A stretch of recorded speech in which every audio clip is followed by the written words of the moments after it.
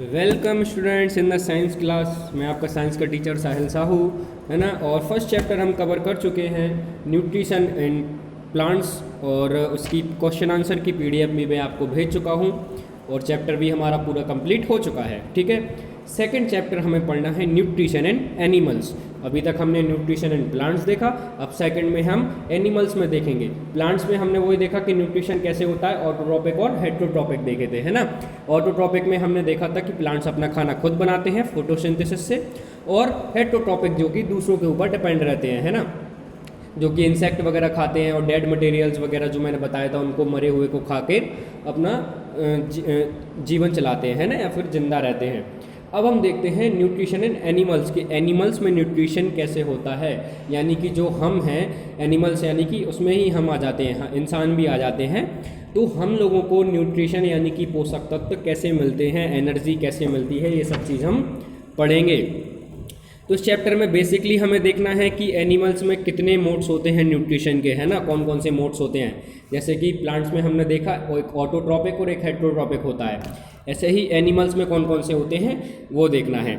Humans का digestive system, यानी कि जो हम खाना खाते हैं उसको कैसे पचाता है हमारी बॉडी, जो है कैसे पचाती है ना, डाइजेस्ट कैसे करती हैं, पूरी शुरू से लेकर लास्ट तक प्रोसेस देखेंगे। फिर हमें देखने हैं कि दांत, जो हमारे टीथ हैं, वो कितने प्रकार के होते हैं। और फिर हमें देखना है कि अमीबा और ल्यूमिनेंट्स में जो न्यूट्रिशन है वो कैसे होता है। ठीक है, तो ये सब चीज़ें हम पढ़ेंगे। सभी को पता है कि एनिमल्स जो हैं वो अपना खाना खुद नहीं बना सकते, प्लांट्स जैसे अपना बना सकते हैं, एनिमल्स नहीं बना सकते हैं। हम किन के ऊपर डिपेंड्स रहते हैं, प्लांट्स के ऊपर डिपेंड रहते हैं, है ना। इसलिए हम अपना खाना खुद नहीं बना सकते हैं, इसलिए हम किसके ऊपर डिपेंड हैं, प्लांट्स के ऊपर। इसलिए हम में कौन सा न्यूट्रिशन होता है, हेटेरोट्रॉपिक मोड ऑफ न्यूट्रिशन। कौन सा, हेटेरोट्रॉपिक है, यानी कि दूसरों के ऊपर डिपेंड होने वाला। ऑटोट्रॉपिक में तो खुद खाना बना सकते थे, है ना, जो कि प्लांट्स कर लेते हैं, लेकिन हम तो फोटोसिंथेसिस की प्रोसेस कर नहीं सकते, एनिमल्स नहीं कर सकते, इसलिए उनमें कौन सा होता है, हेटेरोट्रॉपिक न्यूट्रिशन होता है। और फूड को जब पूरा का पूरा खा लिया जाता है, जैसा खाना रखा होता है, जैसे गाय है उसको रोटी दे दो पूरी खा जाती है, सांप है कोई, सांप पूरे चूहे को निगल कर खा जाता है, तो उसको कौन सा न्यूट्रिशन बोला जाता है, होलोजोइक न्यूट्रिशन। कौन सा, होलोजोइक, खाना जैसा है पूरा का पूरा वैसे ही खा लेते हैं। हमारा भी होलोजोइक न्यूट्रिशन होता है ना, क्योंकि हम भी पूरा का पूरा खाना खा लेते हैं। प्लांट्स में ऐसा नहीं होता है ना, क्योंकि प्लांट्स तो पहले फूड को बनाते हैं, ठीक है, उनमें ऑटोट्रॉपिक होता है, हम में हेटेरोट्रॉपिक होता है। आगे हम देखते हैं कि हेटेरोट्रॉफ जो हैं, अब अगर हम में हेटेरोट्रॉपिक न्यूट्रिशन हो रहा है तो हम क्या कहलाएंगे, हेटेरोट्रॉप्स कहलाएंगे। प्लांट्स क्या कहलाते हैं, ग्रीन प्लांट्स जो होते हैं वो कहलाते हैं ऑटोट्रॉप्स, हम कहलाते हैं हेटेरोट्रॉप्स। हेटेरोट्रॉप्स कितने प्रकार के होते हैं, हमने पिछले चैप्टर में भी पढ़ा था, herbivorous animals, carnivorous animals, omnivorous, parasites और स्केवेंजर्स, इन सब के बारे में हमने पढ़ा था। हर्बीवोरस एनिमल कौन से होते हैं, जो सिर्फ शाकाहारी भोजन खाते हैं, है ना, यानी कि जो घास फूस बस खाते हैं, चारा वगैरह, है ना, रोटी सब्जी, ये सब शाकाहारी भोजन करते हैं। जैसे कि गाय हो गया, है ना, बकरी हो गई, हिरन हो गया, हाथी हो गया। और कार्निवोरस एनिमल्स हमारे क्या कहलाते हैं, जो सिर्फ मांसाहारी भोजन करते हैं, जो सिर्फ मांस खाते हैं, जैसे कि टाइगर हो गया, है ना, छिपकली हो गई, लॉयन हो गया, ये सब क्या करते हैं, सिर्फ मांसाहारी, यानी कि सिर्फ मीट खाते हैं, नॉन वेज खाते हैं सिर्फ, है ना। ओमनीवोरस एनिमल्स क्या कहलाते हैं, जो दोनों खाते हैं, ओमनीवोरस भी हमने पढ़ा था, जैसे कि हम ह्यूमन बीइंग्स हो गए, डॉग हो गया, कैट हो गई, है ना, ये सब क्या है, जो बियर हो गया, भालू, है ना, ये सब क्या है, ओमनीवोरस एनिमल, यानी कि ये दोनों खाते हैं, ये शाकाहारी भोजन भी करते हैं और ये मांसाहारी भी करते हैं। फिर पैरासाइट्स मैंने आपको बताया था, जो कि दूसरों की बॉडी में रहते हैं, या तो कि उसकी बॉडी के अंदर रहेंगे या फिर उसकी बॉडी के बाहर चिपके रहेंगे और उनसे अपना फूड लेते हैं, वो क्या कहलाते हैं, पैरासाइट, जो कि ऊपर दूसरों के ऊपर टोटली डिपेंड होते हैं। प्लांट्स में हमने पढ़ा था कि कुछ पार्शियल पैरासाइट्स होते हैं और टोटल पैरासाइट्स होते हैं, है ना, लेकिन एनिमल्स में ये पैरासाइट्स हैं जो कि किसी की बॉडी से खाना अपना लेते हैं, जैसे कि टैप वर्म हो गया। टैप वर्म एक केचुआ होता है एक प्रकार का, ये देखिए बगल में बना हुआ है यहाँ पर इमेज में, ये टैप वर्म है। ये हमारे पेट के अंदर पाया जाता है। कहाँ पाया जाता है? पेट के अंदर पाया जाता है ना। और ये हमारे पेट के अंदर ही रहता है और जो खाना हम खाते हैं तो उसी से ये अपना खाना लेता है। ठीक है। एक होता है लाइस, ये टिक या लाई जिसको हम बोलते हैं, ये बॉडी के बाहर होता है, बॉडी के बाहर, और ये खाना चूसते हैं। ये हमें चूसते मतलब हमारी बॉडी से चूस कर खाना निकालते हैं। हमारी बॉडी का ब्लड चूस लिया है ना, और जो भी लिक्विड इनको मिलता है हमारी बॉडी में वो सब चूस कर अपना खाना खाते हैं। ठीक है। Malarial parasites often its foods from the human body by living inside the. देखिए मैलेरियल पैरासाइट्स क्या होते हैं, जो कि ह्यूमन बॉडी के अंदर होते हैं। मैंने अभी बताया ना, जैसे टैपवर्म है, ये बॉडी के अंदर के होते हैं, और बॉडी के अंदर होते इसीलिए इन्हें कहा जाता है एंडो पैरासाइट्स। एंडो यानी कि अंदर, तो जो बॉडी के अंदर होते हैं वो एंडो पैरासाइट्स, और जो बॉडी के बाहर होते हैं जैसे कि लीच। लीच क्या होता है? बाहर होता है, और बाहर से ही हमारा खून चूसता है, इसको हम एक्टो पैरासाइट कहते हैं। तो ये पैरासाइट जो है वो दूसरों की बॉडी के ऊपर डिपेंड होते हैं अपने खाने के लिए। ठीक है। स्कैवेंजर्स भी हम पढ़ चुके हैं, जो कि मरे हुए पेड़ पौधों जानवरों को खाते हैं, वो स्कैवेंजर्स कहलाते हैं। जैसे कि हमारा कौवा हो गया, जैकल हो गया, है ना। जैकल ये बगल में लोमड़ी बनी हुई है, यहाँ पर तो बल्चर बना हुआ है जो गिद्ध बना हुआ है ना। जैकल हमने पिछले में देखा था। लोमड़ी, भेड़िया वगैरह जो भी होते हैं ये सब क्या है? स्कैवेंजर्स हैं। ये सब मरे हुए को खाते हैं। ठीक है। हेट्रोट्रॉप्स की एक देखिए फ्लो चार्ट बना हुआ है, यहाँ पे फ्लो चार्ट से हम समझेंगे कि हेट्रोट्रॉप्स कौन कौन से हैं। हर्बीवोरस, कार्निवोरस, ओमनीवोरस, पैरासाइट्स और स्कैवेंजर्स। पैरासाइट्स भी हमारे दो प्रकार के होते हैं, एंडो पैरासाइट्स और एक्टो पैरासाइट्स। तो ये हमारे थे हेट्रोट्रॉप्स। अब हम देखते हैं कि न्यूट्रिशन की प्रोसेस क्या क्या होता है, यानी कि जो न्यूट्रिशन हमें मिलता है, जो खाना हम खाते हैं उससे जो न्यूट्रिशन हमें मिलता है, तो क्या क्या प्रोसेस होती है तब जाकर हमें उससे पूरा न्यूट्रिशन मिलता है। सबसे पहले होती है इंजेशन की प्रोसेस। किस चीज़ की? इंजेशन की प्रोसेस। फिर होती है डाइजेशन की प्रोसेस, फिर होती है एब्जॉर्प्शन की प्रोसेस, फिर होती है एजिमाइलेशन की प्रोसेस, और फिर होती है एजेशन की प्रोसेस। इन 5 प्रोसेस में टोटल हमारा जो खाना जो है वो डाइजेस्ट होता है। टोटल पूरा जो न्यूट्रिशन हमारी बॉडी को जो लास्ट में जो एनर्जी मिलती है वो इन 5 प्रोसेस से होकर मिलती है। तो हम सबको एक एक डिटेल से पढ़ते हैं। सबसे पहले हम पढ़ते हैं इंजेशन। तो इंजेशन क्या कहलाता है? तो जो खाना हम खाते हैं उसको हमें बॉडी के अंदर पहुंचाना, यानी कि जो खाना हमने मुंह से खाया वो मुंह से खाकर हमारी कहाँ गया? बॉडी के अंदर गया। इसी प्रोसेस को बोला जाता है इंजेशन। खाने को अपनी बॉडी के अंदर लेना ही इंजेशन कहलाता है। अलग अलग जो ऑर्गेनिज्म है, यानी कि अलग अलग जो एनिमल्स हैं, इंसेक्ट्स हैं, बर्ड्स हैं, सबकी इंजेशन की प्रोसेस अलग अलग होती है। कैसे? एग्जाम्पल से समझिए। जैसे कि कैट्स हैं, बिल्लियां हैं, टाइगर यानी कि बाघ, शेर, है ना। ये सब क्या है? हम हो गए, ह्यूमन बीइंग्स हो गए। ये क्या करते हैं? हम माउथ से खाते हैं। हम कहाँ खाना कैसे खाते हैं? माउथ से, तभी हमारे पेट के अंदर जाता है। हमारी बॉडी में खाना कहाँ से जाता है?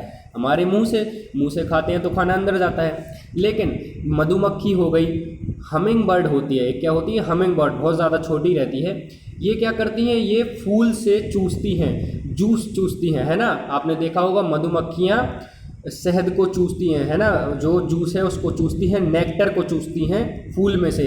ऐसे ही हमिंग बर्ड भी, तो ये चूस कर अपनी बॉडी के अंदर जो है वो खाने को पहुंचाती है, इंजेशन की प्रोसेस करती है।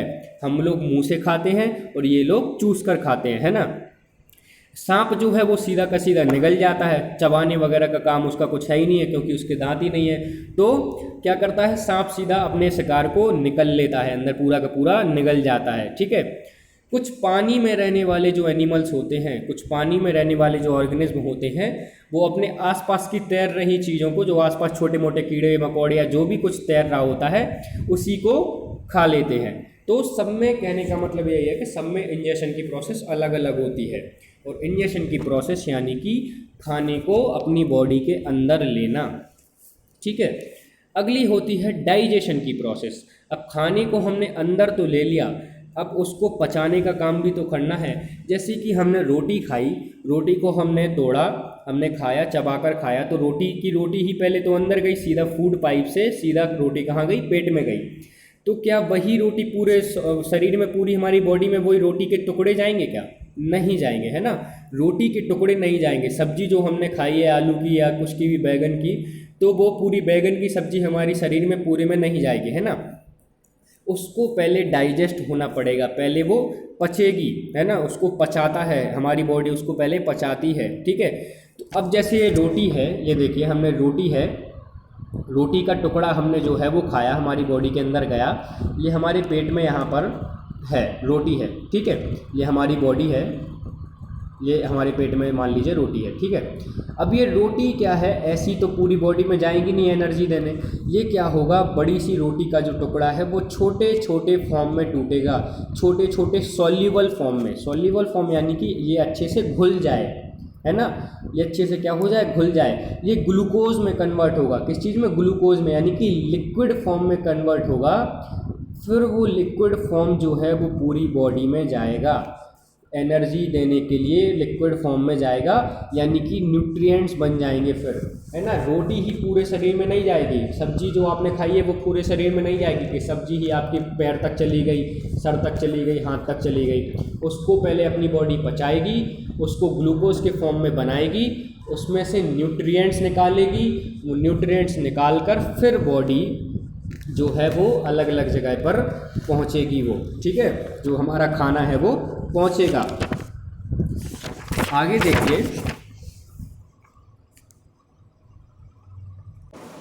कहने का मतलब यही है कि जो बड़ा सा हमने जो खाना खाया, बड़े बड़े रोटी के सब्जी के कौर खाए हैं, जो बाइट खाई हैं जो हमने, वो क्या है, बहुत बड़े बड़े बाइट्स हैं, है ना। तो उनको पहले छोटे छोटे सिंपल फॉर्म्स में तोड़ना होगा।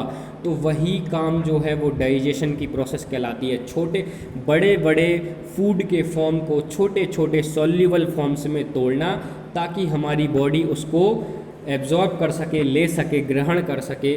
वही प्रोसेस कहलाती है डाइजेशन की प्रोसेस, ठीक है। अब मान लीजिए हमने जो खाना खाया उसको बॉडी ने डाइजेस्ट कर लिया, छोटे छोटे सॉल्युबल फॉर्म्स में तोड़ दिया। तोड़ने के बाद अब हमारी बॉडी उसे ग्रहण करेगी, एब्जॉर्ब करेगी। उसी प्रोसेस को बोला जाता है एब्जॉर्प्शन। क्या बोला जाता है, एब्जॉर्प्शन। यानी कि absorption is the process in which the simple soluble digested food is absorbed by the body fluids of living organism. These are then transported to different parts of the body in human beings. The absorption of simple forms of food taken place in small intestine. देखिए, आपने खाना खाया, उसका digestion हुआ, छोटे छोटे forms में टूट गया।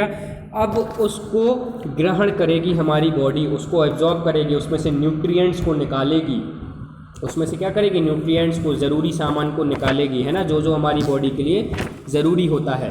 पूरा खाना हमारी बॉडी के लिए ज़रूरी नहीं होता है, उसमें से जो जो ज़रूरी चीज़ें होती हैं वो हमारी बॉडी एब्जॉर्ब कर लेती है, निकाल लेती है, ठीक है। और फिर वही हमारी पूरी बॉडी तक पहुंचाया जाता है। वही जो निकाल लिया, जो भी है ना, जिस फॉर्म में भी निकाला, ग्लूकोज के फॉर्म में, लिक्विड फॉर्म में, जिसमें भी, वही पूरी बॉडी तक पहुंचता है। और ये एब्जॉर्प्शन की प्रोसेस कहाँ होती है, तो हमारी बॉडी में स्मॉल इंटेस्टाइन, जो कि हमारी बॉडी में पेट में आंतें होती हैं ना, बड़ी आंत होती है, एक छोटी आंतें होती हैं, है ना।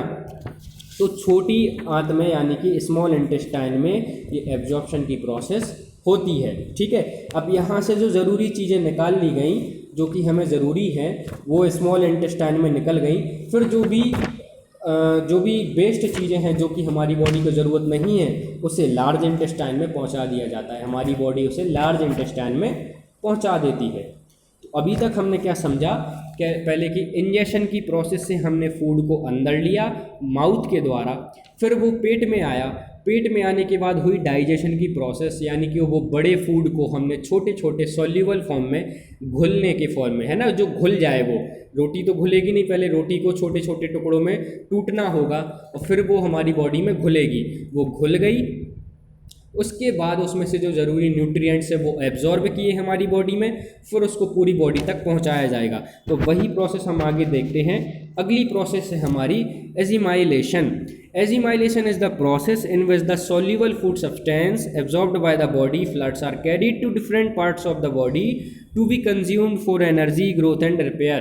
जी बिल्कुल, अब समझिए यहाँ पे कि बॉडी स्मॉल इंटेस्टाइन में फूड को एब्जॉर्ब कर लिया गया।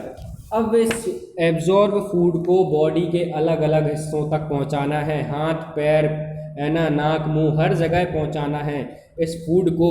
और इसी ट्रांसपोर्टेशन की प्रोसेस को, इसी पहुंचाने की प्रोसेस को एजिमाइलेशन कहा जाता है। कि जो हमारी बॉडी पे अलग अलग जगह जो फूड जाएगा उस फिर हमें क्या मिलेगी, एनर्जी मिलेगी, है ना।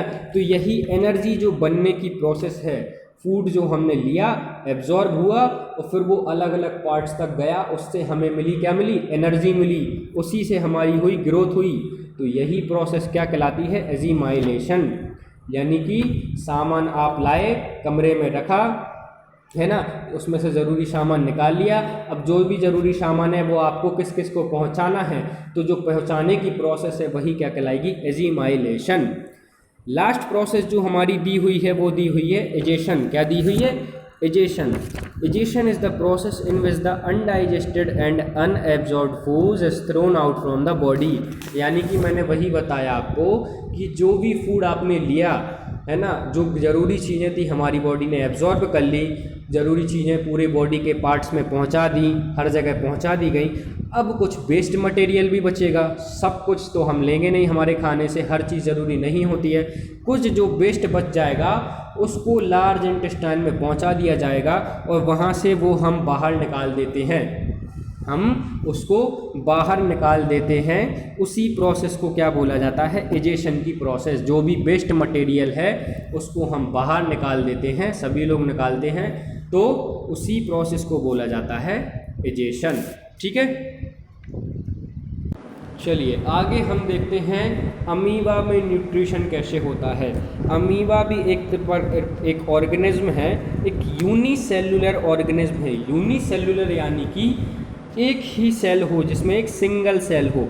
मैंने आपको अभी बताया था कि हमारी बॉडी जो है वो सेल से मिलकर बनी है। हमारी बॉडी की सबसे छोटी यूनिट क्या है, सेल है। सेल से मिलकर हमारी बॉडी बनी हुई है, पर हम क्या हैं, मल्टी सेल्युलर हैं। मल्टी सेल्युलर यानी कि हमारी बॉडी में बहुत सारे सेल पाए जाते हैं, लेकिन अमीबा वो जो है उसमें एक सिंगल सेल ही पाया जाता है। एक सेल पे एक अमीबा टिका हुआ होता है ना, इसलिए उसको यूनिसेल्युलर बोला जाता है। माइक्रोस्कोपिक है, यानी कि बहुत ज़्यादा छोटा है, इसको आप अपनी आँखों से नहीं देख सकते, नेक्ड आई से, नंगी आँखों से इसको नहीं देख सकते हैं। इसके लिए आपको माइक्रोस्कोप लाना पड़ेगा, माइक्रोस्कोप से आप इसको देख पाएंगे। कहाँ पाया जाता है, वाटर में पाया जाता है, मॉइस्ट सॉइल यानी कि जो नमी वाली जो मिट्टी है उसमें पाया जाता है। कोई भी इसका शेप नहीं होता है। इसकी खास बात क्या है, इसका कोई भी एक डेफिनेट शेप नहीं होता है। कैसा भी आड़ा तिरछा, ऐसा ऐसा कैसा भी बन सकता है ना, ऐसा हो गया, ऐसा हो गया, ऐसा कुछ भी, कैसा भी इसका शेप हो सकता है। ठीक है, इसमें क्या होता है, इसमें एक सेल मेम्ब्रेन होती है। क्या होती है, सेल मेम्ब्रेन पाई जाती है। हमारे अंदर भी सेल मेम्ब्रेन होती है। जितनी भी सेल्स हैं उन सब की एक क्या होती है, सेल मेम्ब्रेन होती है। ठीक है, उसके आसपास एक सेल के आसपास एक घेरा सा बना हुआ होता है, उसको सेल मेम्ब्रेन कहा जाता है। ठीक है, एक न्यूक्लियस होता है। सेल के अंदर क्या पाया जाता है, न्यूक्लियस पाया जाता है। क्या पाया जाता है, न्यूक्लियस। हर सेल के अंदर एक न्यूक्लियस पाया जाता है। ऐसे ही अमीबा के सेल के अंदर भी एक न्यूक्लियस पाया जाता है, गोल गोल सा होता है, और बाहर क्या होता है, ये इतनी जो खाली जगह जो है वो सेल मेम्ब्रेन होती है। ठीक है, अब हम पढ़ते हैं आगे क्या है इसमें। साइटोप्लाज्म भी होता है। क्या है, small bubbles like vacuoles in cytoplasm. देखिए एक नीचे डायग्राम बना हुआ है अमीबा का, इससे मैं आपको अच्छे से समझाता हूँ। देखिए ये जो आपको सबसे बीच में दिख रहा है ये क्या है, ये जो है ये क्या है, सेल है, न्यूक्लियस है। क्या है, न्यूक्लियस। ये क्या है, न्यूक्लियस। फिर इसके आसपास जो ये लिक्विड जैसा और जो लिक्विड जैसा ये भरा हुआ है, ये क्या है, साइटोप्लाज्म। ये क्या है, सब भरा हुआ है, साइटोप्लाज्म। प्लाज्म। फिर ये वाइट वाइट से बॉर्डर आपको जो दिख रही है, वाइट वाइट से जो दिख रही है, ये क्या है? सेल मेम्ब्रेन है। क्या है? Cell membrane. और ये पूरा क्या है? हमारा अमीबा, जिसका कोई भी शेप नहीं है। अब ये अपना खाना कैसे लेता है, अपना खाना कैसे खाता है, इसमें ये सारी प्रोसेस कैसे होती हैं वो हम देखते हैं। ठीक है, सबसे पहले इसमें देखते हैं इंजेशन की process. Amoeba engulf its food by slowly wrapping finger-like projects called pseudopodia around the food. The food become trapped in a food vacuole. देखिए, ये अमीबा है, ये बना हुआ है एक अमीबा, ठीक है। इसके आसपास में ये इसका फूड है, ये बना हुआ है इसका फूड, ठीक है। इस फूड को देखिए, ये आगे के डायग्राम में आप देखिए, इस फूड के आसपास इसने एक छोटा सा ऐसा एक घेरा बनाया, ये घेरा इसने ऐसा बनाया और इसको क्या करा? अपने अंदर ले लिया। ये देखिए, ये आ गया अंदर, ये अंदर पहुंच गया ना। ये घेरा बनाया इसने, आगे से आके अपने आप को फिर बंद कर लिया, ये बंद कर लिया और इसके अंदर ये फूड पहुंच गया। इसी प्रोसेस को बोला जाता है इंजेशन। इसमें ये प्रोसेस, इंजेशन की प्रोसेस कैसे होती है? यही घेरा बना के, एनगल्फ द फूड है ना, इसको ऐसा घेरा बना लेता है और अपने अंदर ले लेता है। तो इसमें इंजेशन की प्रोसेस हो गई। अब हम देखते हैं इसमें डाइजेशन की प्रोसेस। बुक सामने रखिए, देखिए बुक बिल्कुल सामने रखिए, जिसने भी नहीं खरीदी है बुक खरीद लीजिए। Digestive juice are released in the food vacuole. These digestive juice break down the food into simple soluble substance. भैया इसने क्या करा? आसपास फूड के अपने घेरा बनाया, फूड को क्या ले लिया? अंदर ले लिया, यानी कि फूड वैक्यूल में ले लिया। कहाँ ले लिया? फूड वैक्यूल में ले लिया। अब यहाँ से क्या निकलने शुरू होंगे? जूस निकलने शुरू होंगे, है ना। जूस निकलेंगे, वही जूस जो है वो डाइजेस्ट करेंगे, इसके फूड को पाचन करने में मदद करेंगे, पचाने में मदद करेंगे। हमारी बॉडी में भी जो हम खाना खाते हैं तो वो हमारी पेट के अंदर भी कुछ डाइजेस्टिव जूस निकलते हैं, यानी कि कुछ पाचन तंत्र के लिए कुछ रसायन निकलते हैं, कुछ जूस निकलते हैं जो कि हमारे खाने को पचाने में मदद करते हैं। तो ऐसे ही अमीबा में भी कुछ जूस निकलते हैं जो कि डाइजेशन की प्रोसेस में, यानी कि खाना पचाने की प्रोसेस में मदद करते हैं। डाइजेशन क्या होता है मैं आपको पहले ही बता चुका हूँ। बड़े बड़े फूड मटेरियल्स को छोटे छोटे सॉल्युबल फॉर्म में कन्वर्ट करना, ठीक है। फिर होती है एब्जॉर्प्शन की प्रोसेस। वही एब्जॉर्प्शन की प्रोसेस हमने पढ़ी, जो भी फूड जो है उसको पचा लिया, छोटे छोटे पार्टिकल्स में टूट गया सॉल्युबल फॉर्म में। अब उसमें से जो भी ज़रूरी चीज़ें हैं वो निकाल ली जाएंगी, जो भी ज़रूरी न्यूट्रिएंट्स है, ठीक है। तो ये निकाल लिया जाता है, फूड वैक्यूल्स इसको निकाल लेते हैं और कहाँ जमा हो जाता है? साइटोप्लाज्म में। ये जो लिक्विड वाली जमा है, यहाँ पे ये फूड जो है वो जमा हो जाता है, एब्जॉर्ब्ड हो जाता है, ठीक है। हमारे में कहाँ होता था? ह्यूमन बीइंग्स में और एनिमल्स में स्मॉल इंटेस्टाइन में, है ना। अमीबा में कहाँ होता है? साइटोप्लाज्म में। अगली प्रोसेस है वही एजिमाइलेशन की, यानी कि फूड का ट्रांसपोर्टेशन, है ना। जो भी खाना एब्जॉर्ब किया उसको क्या करना पड़ेगा? ट्रांसफॉर्म करना पड़ेगा, पूरी बॉडी तक पहुंचाना पड़ेगा, ताकि हमें क्या मिल सके? एनर्जी मिल सके। तो वही एजिमाइलेशन की प्रोसेस फिर इसमें होती है, ठीक है। वही सेम प्रोसेस है जो हम में एनिमल्स में, ह्यूमन बीइंग्स में होती है, वही सेम प्रोसेस अमीबा में भी होती है, ठीक है। बस इसके अलग अलग पार्ट्स में होती है। जैसे इंजेशन को ये पूरा घेरा बना के अपने उसको अंदर लेता है, ठीक है। फूड वैक्यूल्स फिर डाइजेस्ट जूस निकालते हैं, फिर उसको वो डाइजेस्ट करता है। एब्जॉर्प्शन की प्रोसेस होकर फिर जो भी खाना है वो साइटोप्लाज्म में इकट्ठा हो जाता है। फिर एजिमाइलेशन की प्रोसेस होती है, पूरे बॉडी तक खाना जाता है, ठीक है। फिर वही लास्ट में एजेशन की प्रोसेस होती है, सब में होती है ना। The cell membrane of the amoeba abruptly rips apart from any places and waste material undigested food is expelled out from the body. यानी कि जैसे कि हम अपना फूड जो भी वेस्ट मटेरियल है वो जाकर बाहर निकाल आते हैं, ऐसे ही अमीबा भी क्या करता है? एक जगह से खुल गया, कहीं से, देखिए ये बंद हो गया पहले यहाँ पर, फिर उसने अपने आप को कहीं से खोल लिया। ऐसा कहीं से भी किसी भी पार्ट से खोल लेता है और जो भी फूड जो वेस्ट मटेरियल है उसको कहाँ निकाल दिया? उसने बाहर निकाल दिया, है ना। घेरा बनाया, घेरा बना के इसने अंदर लिया और घेरा को तोड़ के ही इसने अपने वेस्ट मटेरियल को बाहर निकाल दिया। तो इस प्रकार से अमीबा में भी न्यूट्रिशन की प्रोसेस होती है। तो अभी तक हमने देखी कि न्यूट्रिशन क्या कहलाता है, हेट्रोट्रॉप्स कितने प्रकार के होते हैं, फिर हमने देखा कि न्यूट्रिशन की प्रोसेस में क्या क्या होता है। वही इंजेशन होता है, डाइजेशन होता है, एब्जॉर्प्शन होता है, एजिमाइलेशन होता है, एजेशन होता है, ठीक है। फिर हमने अमीबा में न्यूट्रिशन देखा। अब हम आगे पढ़ेंगे कि ह्यूमन बीइंग जो है, इंसान है, उनमें प्रोसेस कैसे होती है न्यूट्रिशन की। अभी हमने एनिमल में देखी, अमीबा में देखी, अमीबा के बाद हम देखेंगे ह्यूमन बीइंग्स में। इसको हम अगले जो आगे चैप्टर है उसको पढ़ेंगे हम अगली वीडियो में। ये वीडियो मैं यहीं समाप्त करता हूँ, ठीक है। जो भी डाउट्स हो मेरे को आप पूछें, मैसेज कर दें या फिर मेरे को कॉल कर भी पूछ सकते हैं। बुक रीडिंग प्रॉपर करें। जिसने भी फर्स्ट चैप्टर कॉपी में नहीं किया है उस फर्स्ट चैप्टर को सबसे पहले कॉपी में लिखें, ठीक है। और वीडियो को पूरा देखें, जो भी चीज़ समझ में ना आए उसको लिखते जाएँ और फिर मेरे से बाद में इकट्ठे पूछें। आगे का हम अगली वीडियो में कवर करेंगे, ठीक है बच्चों। तो यहाँ पे समाप्त करता हूँ मैं वीडियो को। Thank you.